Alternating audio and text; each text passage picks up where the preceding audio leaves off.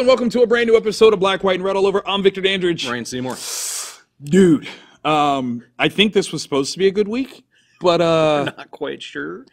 There's still like half of our books haven't got to the shop yet, but we did get a few choice books that actually we did get some good ones. We did get some good ones, but the number of open slots on your spread right now, that hurt my feelings. Yeah, I'm really looking forward to doing polls for a second time tomorrow, or what will be Wednesdays when you're probably watching it. So good. Pretty sweet. So good. All right, so I kind of went super Marvel heavy, and I think you kind of did the same. A little bit, yeah. For me, it was something about a Marvelous Deuce. There was number twos that Marvel dropped. Yeah, I know that's going to be the name of this episode. I already called it. Yeah, Marvelous Deuce. Yeah. This episode, the number twos were phenomenal. Yeah, right. Like, okay, so what? Because we did two the same, and then we deferred. Yeah, up top, we both did Captain America. Right. And I can't use my language there. Cosmic Ghost Rider. Yes. So yeah. And then I did Death of the Inhumans, and then I went Infinity Wars. What number is that on? One-ish. One-ish? Last week was Infinity Wars Prime, okay, which is number 0 prologue or something. So it's essentially an issue 2. Right. So I'm calling it like Marvelous Deuces. Hopefully YouTube doesn't beat us up for that. Yeah. So Deuces. Where do you want to start? Ooh, that's a toughie. In all reality, because there's a lot to talk about, especially with Cap and Ghost Rider. Buddy. Dang, I don't know. Let's start with the difference. Yeah. Tell me about Infinity Wars. Okay, so coming off of Infinity Wars Prime, which is the prologue issue, may as well be issue number 1, and Requiem showing up, who's a brand new character. Okay. And Thanos getting relieved of his head parts. Yeah. It was first a shot through the chest, right? And then a little bit of a close shizave. Okay. And I was curious, like, where do you go from that? Right.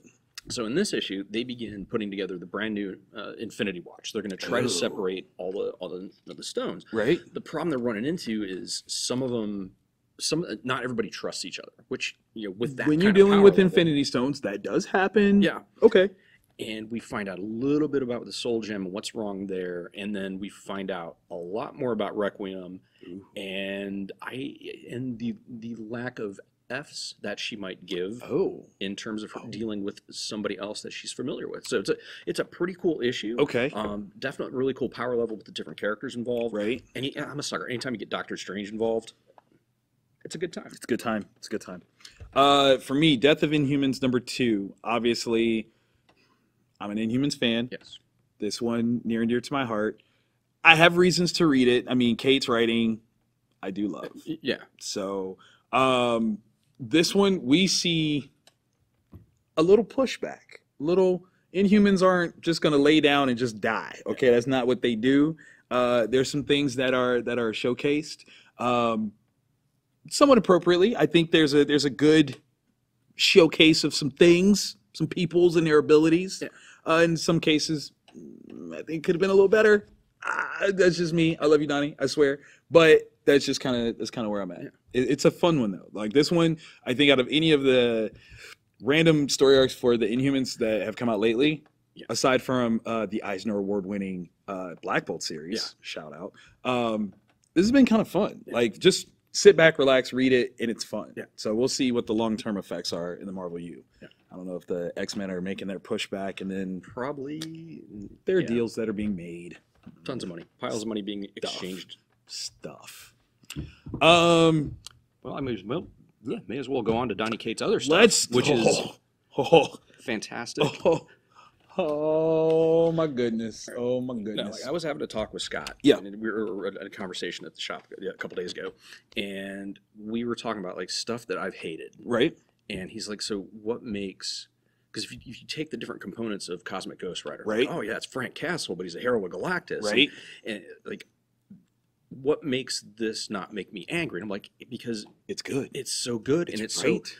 Cates is not taking it seriously. Like he's not. Right. This is not his treatise. This deconstruction of the superhero mythos. Yes, and that's what makes it perfect. Because the fact is that when you say it just like that, Frank Castle, Punisher, is now a herald of Galactus. You're like, well, that's just silly. The son's the dumb. Right, and he's like, it is. It is. And you're like, that's the whole point. Oh, okay. Yeah. Like he's in on the joke, which makes this so much like, okay. So where we picked up, Frank just couldn't leave things be and be content in Valhalla. Dude got offered a spot in Valhalla and was like, nah, No, I'm good. I'm good. I'm gonna go Frank Castle, people. Let me go. I just want to so bad. So he resumes being the Cosmic Rider and gets a one-way ticket back through time to the place of his choosing. Yeah. Where does he choose to go but to find baby Thanos? Yeah, in his crib, 3 years old. Yeah, yeah. And only still damn dangerous. yeah, Like, he's still what? He's still Thanos. He's still definitely Thanos. So Frank, obviously not wanting to leave a kid unattended, decides to take the baby with him, and that's where this issue picks up. Yeah. For the most part, we are in a bar. Yeah. On a doomed planet. Yeah. That X amount of time to live, which I thought was weird. I was still trying to figure it out. I'm like, are the people on that planet? Do they have like a really short life sucks? cycle? Like what happens? But what's funny is like when he said the name of the planet, I'm like, why do I know that planet name? Why do I know that planet name? And then once it's revealed, I'm like, that's why I know that planet name. Oh, that was funny. It was that entire thing. Like, and he's talking to baby Thanos like he's an adult. Oh God! Like, just having a beer with another adult. First of all, you heard that right. Having a beer with baby Thanos. Which is clearly not an acceptable thing to do with a child. We know this. That's Marvel knows this. It is addressed. Yeah, it doesn't Don't matter worry. if it's Coors Light, the banquet of beers, but it just... Listen, I'm old enough for the both of us. Yeah, because he is. That's such a Frank thing to say. It's like, hey. It's fine. Don't even worry about it. Don't even worry about it. This has probably one of the best showcases of, oh my God, you did what? And... Because there's a couple panels that, like, if there is an Eisner Award for a single individual panel, there it is, right Baby there. Thanos has a couple nominations in this issue alone. Oh my gosh! Because you can't. Hashtag Baby Thanos is about to accompany many of my family pictures from now on. My daughter is, hashtag Baby Thanos. Like, that's just what's going to happen. I have been dared to, for Halloween, make her Thanos. Obviously, I'd have to be Cosmic Ghost Rider. I've been told that I don't have to. Yes, I do. So if I can figure that out, that's happening. And I will chain her to my chest because Baby Thanos. Baby Thanos. Baby Thanos.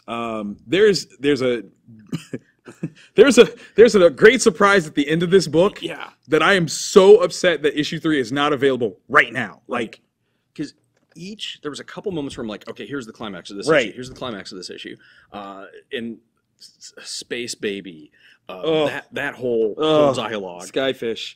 And then, because with the skill that Cates is delivering this story, I cannot wait for miniseries for that. Look, I feel like that's what he just did. He just literally gave us this like new nugget that we're gonna be like, so when are we gonna find out about this? Yeah, because I think it's got 6 issues planned for that. Because I got to know how. I need to know that one. Yeah, the Crimson. I need to know how that happened. Yeah, who?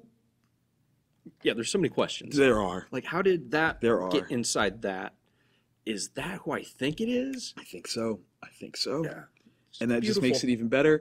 This is literally like, to write this, I figure like Cates has like a hat or a bucket of random ideas, and he's just pulling some out, stapling them together and goes, okay, I'll do that. That sounds good. Like, because how else did you get like Punisher Ghost Rider? Yeah. How did you get that? That's not on anyone's purview. Yeah, like there's never been any like fan chatter, no, any of the Facebook groups, no, or Reddit. Like, you know what? Why hasn't Frank Castle ever been Cosmic Ghost Rider? I mean, come on. And here we go. It's fantastic. This is so good. I literally think like the entirety of Cates' exclusivity with Marvel is based off of things like this. Yeah. Like, every time he drops something like this, they're like, "Here's 6 more years. It's another 4 years." Oh God! Because this is laugh out loud. Like it's perfect. Multiple moments. It is perfect. Cackling. It's so good. I got to the end. I was literally holding my daughter in my arms as I was reading it. That's how you know it's good. When you can actually like cajole like a 1-year-old in your arms while reading a very filthy, amazing comic book. Yeah. And you blurted out a spoiler before I got there. I'm sorry. And I didn't even care. I'm like, oh, I got to read faster. Sorry. Yeah, I didn't realize. I thought you were already there, and so because I was there and you read faster than me. And I had a baby. in my arms. Yeah. But this one to consume, you'll know. Yeah. You'll know. You'll know. Hashtag Baby Thanos. Because that. Oh, I love it. Okay. To round off finish up. Another masterpiece, but going a completely different direction in style and tone. Not the funny haha, uber serious, very, very specific, very strategic. We got Ta-Nehisi Coates, Leinil Yu, Captain America #2. Yeah. Now you were telling me there's some controversy. There were a couple things I saw different places where the cover was getting people upset because the flag is on the ground. Alex Ross is allowed to do whatever he wants to visually. Okay, I don't think anybody has the legal right to challenge him on a visual representation of nothing. But okay, yes, on the cover, flag is extended. I figured maybe the grip that Cap has on it might even cause some problems. Like, you're not supposed to touch the flag, which is possible. It's possible. But for those that are, hardcore flag rule bearers, know that Captain America's uniform is in fact a violation. Yeah, because it's a flag. It is. Like, single star, but still a flag. Let's not pretend. We know. Any other controversies here? It's a lot of it. No, well, kind of. I mean, I've heard people complain that Coates is going to try to do like political grandstanding with Captain America, and like, who better? I mean, it's Captain America. Like, forgot about Nick Spencer, like you said earlier. Right, like Nick Spencer definitely like made Sam Falcon Cap like decide to take a definitive stance politically. Yeah. Was that okay? Because Nick doesn't look. A slightly different appearance. Nick would definitely be a visitor in Wakanda as opposed to Ta-Nehisi Coates, who, okay, that's cool. Yeah. So in this one, we have Cap still dealing with the fallout of the Secret Empire stuff, where Hydra essentially took over the world using his face. It happened. That's real. It happened. How does the rest of the world trust Steve Rogers now? Right. Because everything's different. The people who normally would be bad guys and attacking places, they were the freedom fighters. They were the ones that are saving the day. Right. The thing that has me kind of like on edge here is like, I don't see this as any different than the Captain America series that came out right after 9/11. Right. Like, was that Mark Waid? I think so, yeah. Yeah, so like really tackling political ideas, I mean, on a global scale. Yeah. That's kind of what Captain America is for, especially as this person that is looking at it from this idealized American, sense, looking at the world at large. I don't know, man. I don't think there's anything wrong with that. Yeah, I think it's really interesting, the direction that Coates is going with it. And it's not, like, it's well done. So, so it isn't even like someone's just throwing out firebombs. True. There's a plan that he's got, and you can tell there's a story. Right. And the way... Yeah, it's real good. He's like you said, the idealized version of reality that Cap functions is very much like Superman, right? Where you can't tell a story all the time of Superman punching people, and Cap's already punched. You gotta do more than that. Yeah. You gotta do more than that. Now, the one fallout thing that I will say is that based on Coates's most famous run at Marvel right now, that's a subject matter or locale that I would stay away from. Yes. And based on the cover work for issue 3, it looks like we are going to go there head on.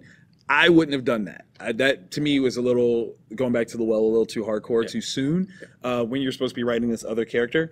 But that's my only criticism, because I think this is going to be a very intelligent, well thought out commentary on such things. Yeah, very cerebral read. Yeah, which is not bad. Yeah. It's not bad. If that's too heavy for you guys, Cosmic Ghost Rider is your solution. It's amazing. There you go. This is a really diverse week. Just in it terms of the tone of books. Right. So it's very cool. It's a lot of bouncing, which is really good. That's never a bad thing. Yeah. I like diversity in my books. Yeah.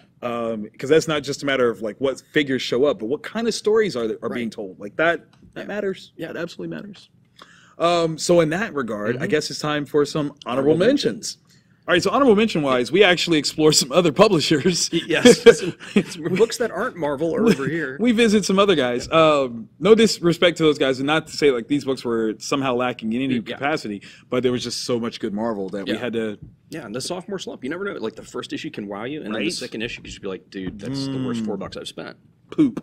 But this was really good, so I had to give him some love. So jumping into that, we've got one that's the same, and then we go totally different, but not different publisher per se on one of them. Yeah. Okay, cool. So where do you want to start? I want to know about that Leviathan. Okay. Yeah. John Layman. Yeah. Who's wrote it, and also he did the lettering, I believe. In Word. This, now John Layman, that's of Chew fame, yeah. Yeah. Yeah. So the basic plot behind this is there's a party where this guy is going on a beer run to get more beer for. Okay. Some goth dude that was there actually ends up summoning Leviathan, like of the biblical end of times kind of monster. Oops. And yeah, it's kind of like Cloverfield, except as a dark comedy involving kaiju. And I mean, technically, Cloverfield could be considered a dark comedy. I mean, you had T.J. Miller in it, so it had the opportunity, but this one is actual like funny haha. Yeah. Okay. And okay. There's a lot of like Donald Trump comics like that are coming out, but there's a particular sequence in there that just it cracked me up because like it's phenomenal. Okay. The love scene is a lot like the boy Garth Ennis's Boys issue #1. It's yeah. Okay. Okay. That's tasty. I took on Justice League #5. Now I know I swore off. I was going to say I remember. But I have rationale and reason.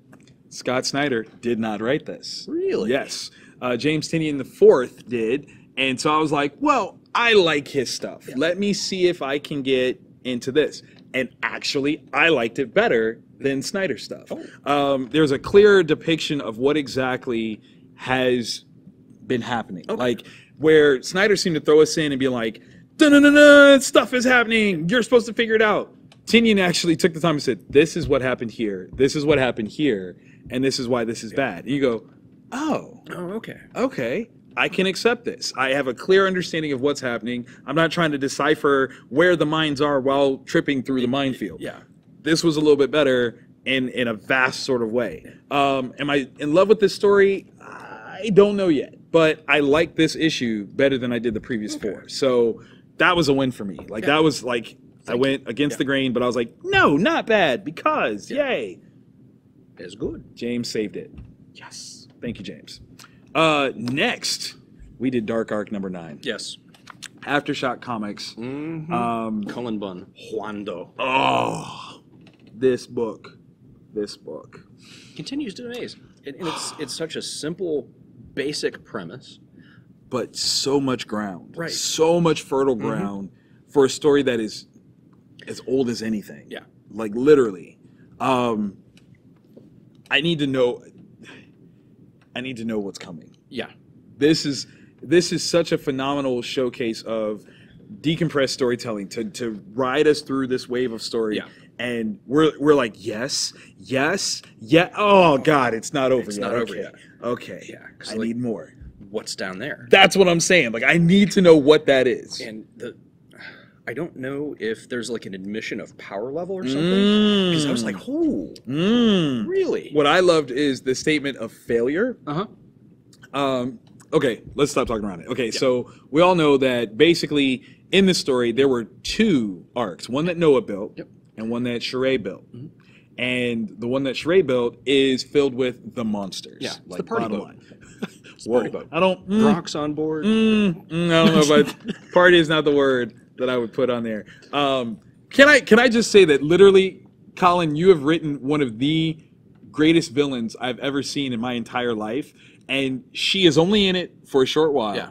But the turn that she makes is the most villainous thing. It was so messed up. I was just like, no, like what? And because the thing is, the character that I had thought going into it was supposed to be the bad guy, the person that I was going to hate the most. Yes. I'm like, he did exactly what I would have done in that situation. Absolutely. Yeah. Like, I can't believe that her lips formed to say that. Right? That I was just like, did I read this right? Like I had to read it like 3 times Yeah. because I'm like, I read this backwards. And then when I finally realized, I'm like, no, she really said that. The headspace that you have to be in as that character. Oh my God.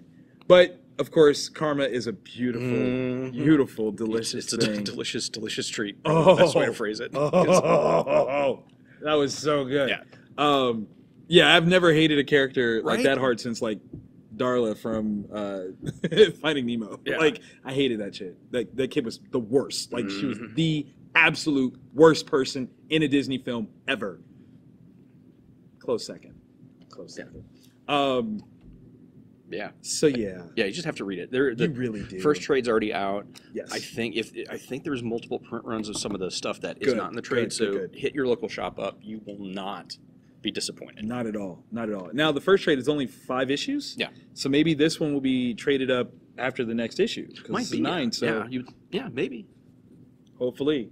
We'll see what happens with the survival of this second arc, because that's the key. Everyone has to survive this one. Yeah. Because that's the deal. Right. And trust and believe, the challenge to that right now has just shown up, and because if this story in theory takes place in our timeline, right? Did it? I mean, Or are there really Winchester brothers out here? Huh? I mean, it gives them things to do. I'll tell you that much. Exactly. It gives them things to do. All right, so you got Eisner Award winners jumping off here. Tom King, Mitch, like, their work together on this has been phenomenal. It's so stupid good. I need the first trade to come out. Quick, please. I'm itching over here, man. Come on. Yeah, come on, DC. Please, please, please, please. Because this is issue 10. There's still 2 more issues. Come on. Just hook Unless, of course, you're going to do an absolute edition, then I'll shut up. Let me know. I would imagine. Please. Because it's so good. Please. To be able to sit and read the entire story all at one time. At 11 by 17. Yeah. Oh, yeah. The big thing is in this story is, and it's also another very simple premise. There's a war between Apocalypse and New Genesis. Right. Everybody's dying. There's a treaty that can be signed that Darkseid will stop the attacks. Okay. Scott Free just has to give him his kid. So basically, to do what they did with Scott.